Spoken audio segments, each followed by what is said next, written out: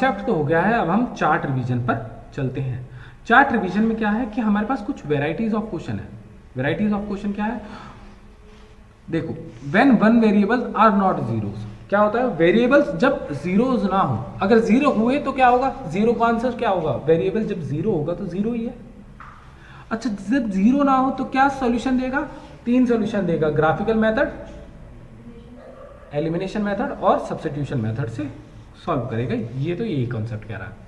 Graphical representation मैंने बता दी, कोई दिक्कत वाली बात नहीं है। बस हमारा क्या रह गया है, सॉल्विंग ऑफ वर्ड प्रॉब्लम्स रह गया है।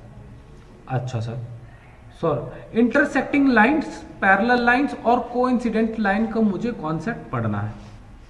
कंसिस्टेंट पेयर और इनकंसिस्टेंट पेयर मैंने आपको एक बार बता दिया है, फिर से डिस्कस कर लेंगे। सब्स्टिट्यूशन मेथड और एलिमिनेशन मेथड भी मैंने तरीका समझा दिया है कैसे करा है। स्पीड डिस्टेंस टाइम का एक कॉन्सेप्ट रह गया है जिसको हमें कवर करके चलना है। हमारे पास अब 4 कॉन्सेप्ट रह गए हैं। इसके बाद हम क्वेश्चंस के डाउट देखेंगे और हॉट्स क्वेश्चन देखेंगे जो पिछले साल के क्वेश्चन पेपर में से आए हुए हैं, उसको हम डिस्कस करेंगे अच्छी तरीके से, ठीक है। तो हमारी बॉडी क्या होती है, कंफर्ट जोन में बैठती है। हमारी बॉडी को कंफर्ट चाहिए। जैसे हम रजाई में बैठे हैं, कंबल में बैठे हैं, तो क्या होता है, क्या ना गर्माई आनी चालू हो जाती है, वहाँ पर हमें ना थोड़ी थोड़ी नींद आएगी और नींद आती ही ना क्या होगा कि ना तुम है ना आलस सा फील करोगे, तुम्हारी बॉडी कंफर्ट जोन में जा चुकी है। अब उस कंफर्ट जोन को तोड़ने के लिए ना तुम पानी पी लोगे ना, एक घूंट पानी पी लो, तो वहीं पर वो ठंडा चला जाएगा, वहाँ पर कंफर्ट जोन टूटेगा, तुम्हारी नींद टूट जाएगी, नींद जो आ रही होगी ना वो टूट जाएगी, ठीक है। दूसरा, पानी पीने का जितना पानी पियोगे, एक तो रंग साफ होगा, गोरे होते चले जाओगे। दूसरी चीज़, तुम्हारा जो वाटर लेवल है ना बॉडी का सर्दियों में कम हो जाता है, तो वो बढ़ जाएगा। ब्लड में कह रहा हूँ, सॉरी, बॉडी में पानी घूमेगा और हमारा जो माइंड होता है, माइंड में 90% ऑफ पानी ही होता है। तो जितना पानी पियोगे तुम्हारा माइंड भी ताज़ा रहेगा, उतना ज़्यादा एक्टिव रहेगा, ठीक है मेरे भाई। तुम पानी ज़रूर पिया करो, पानी, ठीक है। एक बहुत शायद हो सकता है सर्दियों में वॉशरूम जाना पड़े, वॉशरूम में ज़्यादा जाना पड़ेगा, पर कोई दिक्कत नहीं, कम से कम पढ़ाई हो रही है, अच्छे से दिमाग ज़्यादा चलेगा तुम्हारा पढ़ाई करते वक्त, ठीक है। अच्छा, अब वर्ड प्रॉब्लम्स, अच्छा पहले मैं ये कह रहा हूँ, इनकंसिस्टेंट लाइन, पैरेलल लाइन और इंटरसेक्टिंग लाइन, वो देख लेते हैं। इंटरसेक्टिंग लाइन, जब भी इंटरसेक्टिंग लाइन की बात आएगी मेरे भाई, देखो,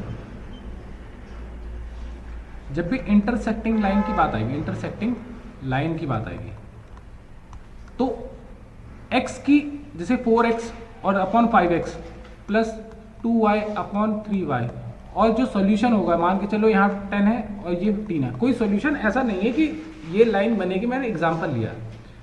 तो तुम x अपॉन ऊपर वाली इक्वेशन अपॉन नीचे वाली इक्वेशन रखना, 4 अपॉन 5y, हाँ या ना, ठीक है, कोई दिक्कत नहीं। अच्छा, 2 अपॉन 3i, इसकी 2 अपॉन 3i, हाँ कि ना, और 10 अपॉन 15i, हाँ कि ना। ये कितना बचा, ये 10 अपॉन 15, क्या ये 2 अपॉन 3 ही नहीं है क्या? जब ये मेरी इक्वेशन x और y की इक्वेशन जब मैच ना करे, जब x और y की, किस में देखेंगे, इंटरसेक्टिंग लाइन में x और y की मैच नहीं करनी चाहिए। अगर x और y की मैच नहीं कर रही है तो क्या होगी, मेरी इंटरसेक्टिंग लाइन होगी, ठीक है। अच्छा सर, अगर मान के चलो 4x plus 5y is equal to 10 दे रखा है आपने, और वहीं पर 8x plus 10y is equal to 15 दे रखा है, नहीं, इज इक्वल टू 18 दे रखा है, ठीक है। तो तुम एक बार इस इक्वेशन को रखना, एक बार 4 upon 8 is equal to 5 upon 10 is equal to 10 upon 18, इसको तोड़ना एक बार, 2 4 जा 8, नहीं 4 1 जा 4, 4 1 जा 4, 4 2 जा 8, आया ना, 1/2 में बनी, 5 1 जा 5, 5 2 जा 10, क्या ये भी 1/2 बनी और ये भी 1/2 बनी कि नहीं बनी? क्या ये बन रही है? नहीं सर, 2 5 जा 10 और 2 9 जा 18, 5/9 बन रही है। जब पैरेलल लाइंस होगी, जब पैरेलल लाइंस होगी तो एक्स और वाई की वैल्यू हमेशा, एक्स और वाई की क्या रेशियो हमेशा सेम होगी, सेम होगी। और जब इंटरसेक्टिंग लाइन होगी तो रेशियो सेम नहीं होगी। अच्छा, कोइंसिडेंट लाइन में क्या होगा? कोइंसिडेंट लाइन में अच्छा इसमें हमेशा हमेशा हमेशा हमेशा अगर x और y की is not is equal to z, z क्या है? z हमारा सॉल्यूशन है, z हमारा सॉल्यूशन है, सॉल्यूशन के हमेशा इक्वल नहीं होगी। अच्छा सर, सॉल्यूशन के इक्वल होगी तो x की रेशियो, y की रेशियो और z की रेशियो तीनों की तीनों सेम आनी चाहिए, तब हमारी कोइंसिडेंट लाइन होगी। कोइंसिडेंट लाइन का मतलब होता है अगर हमारा ये x और y प्लेन है तो x ये लाइन जा रही है और इसी के ऊपर एक लाइन जा रही है, इसी को हम कोइंसिडेंट लाइन कहते हैं। इंटरसेक्टिंग पॉइंट कितने हैं? इन्फिनिटी है। हर एक पॉइंट पर कॉमन पॉइंट आ रहा है ना। अच्छा, पैरेलल लाइन में अगर पैरेलल लाइन होगी तो मेरे भाई क्या होगा? ये लाइन जा रही है और ये लाइन जा रही है, हाँ कि ना? क्या इसके बीच में कोई इंटरसेक्टिंग पॉइंट होगा? नहीं होगा। अच्छा, कोइंसिडेंट लाइन जा रही है तो क्या इंटरसेक्टिंग पॉइंट होगा? हाँ, सिर्फ वन सॉल्यूशन होगा। इसी को मैं वन सॉल्यूशन कहता हूं, इसी को नो सॉल्यूशन कहता हूं। पैरेलल लाइन में नो सॉल्यूशन होते हैं और इनफाइनाइट सॉल्यूशन कहां पर होते हैं? कोइंसिडेंट लाइन में। चलो सर एक बार वापस रिवाइज करवा देते हैं। Incident line, intersecting line, sorry, intersecting line, coincident parallel line, parallel lines और कोइंसिडेंट लाइंस। कोइंसिडेंट लाइन में x की रेशियो, y की रेशियो, z की रेशियो तीनों सेम होगी। जिसमें x और y की रेशियो हो और z की रेशियो सेम ना हो उसको पैरेलल लाइन कहते हैं। और अगर x और y की रेशियो ही सेम ना हो, y और z की रेशियो हो सकती है, कोई दिक्कत नहीं है, x और z की हो सकती है, कोई दिक्कत नहीं है, जहां पर इन दोनों के बीच की रिलेशनशिप ना हो। अच्छा, और अगर मान के चलो तीनों ही अलग अलग है तो ये प्रॉपर ये कोइंसिडेंट लाइंस कहलाई जाएंगी। आगे बात समझ में?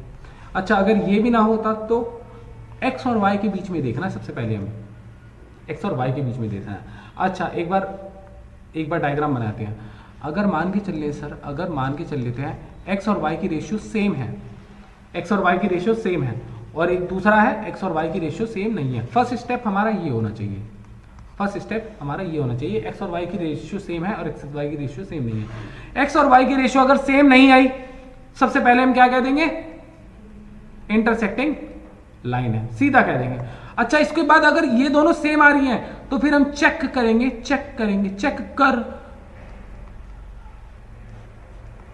कि x is equal to Y is equal to Z है क्या, और x is equal to Y is equal to not is equal to Z है क्या। अगर ये वाली सिचुएशन आ गई, ये वाली, तब z की देखेंगे, z चेक करेंगे। अगर ये आ गई है तो ये है पैरेलल लाइन और ये आ गई है तो ये है कोइंसिडेंट लाइन। क्या तुम्हें ये बात समझ में आया? आ गई बात समझ में? रेशियो निकालनी आ गई। रेशियो कैसे निकालेंगे? कि ऊपर वाली रेशियो का कांस्टेंट, ऊपर वाली लाइन का कांस्टेंट और नीचे वाली लाइन का कांस्टेंट सेम होना चाहिए। अच्छा, अगर मैं 4/3x plus 5y is equal to 10 लिख देता और 9/7x प्लस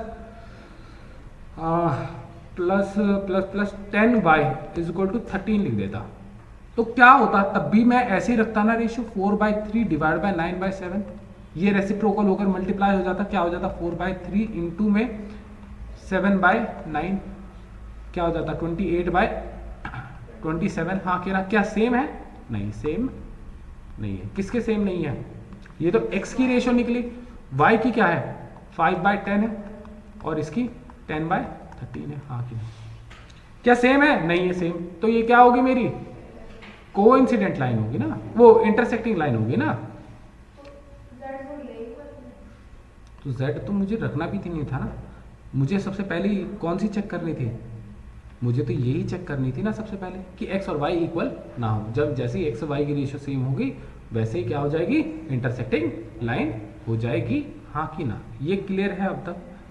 ठीक है, चलिए अगला कॉन्सेप्ट हम देख लेते हैं। क्या हमने इंटरसेक्टिंग लाइन, कोइंसिडेंट लाइन समझी? अच्छा, कंसिस्टेंट पेयर और इनकंसिस्टेंट पेयर किसको कहते हैं? कंसिस्टेंट और इनकंसिस्टेंट पेयर।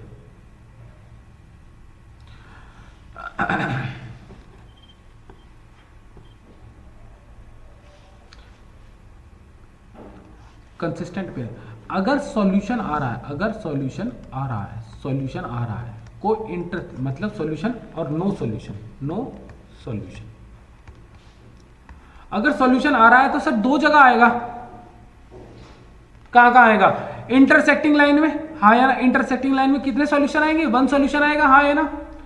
और कोइंसिडेंट लाइन में, कोइंसिडेंट लाइन में मतलब एक के ऊपर जो एक लाइन होती है उसमें इनफाइनाइट सॉल्यूशंस आएंगे, हाँ कि ना? अगर सॉल्यूशन है, सॉल्यूशन है तो ये कंसिस्टेंट कहेंगे, इसको कंसिस्टेंट कहेंगे। और पैरेलल लाइन में सर सॉल्यूशन नहीं होता, क्योंकि पैरेलल लाइन में इंटरसेक्टिंग लाइन कोई होती नहीं है, तो इसको इनकंसिस्टेंट, इनकंसिस्टेंट कहेंगे। ये किस में है? पैरेलल लाइन में बात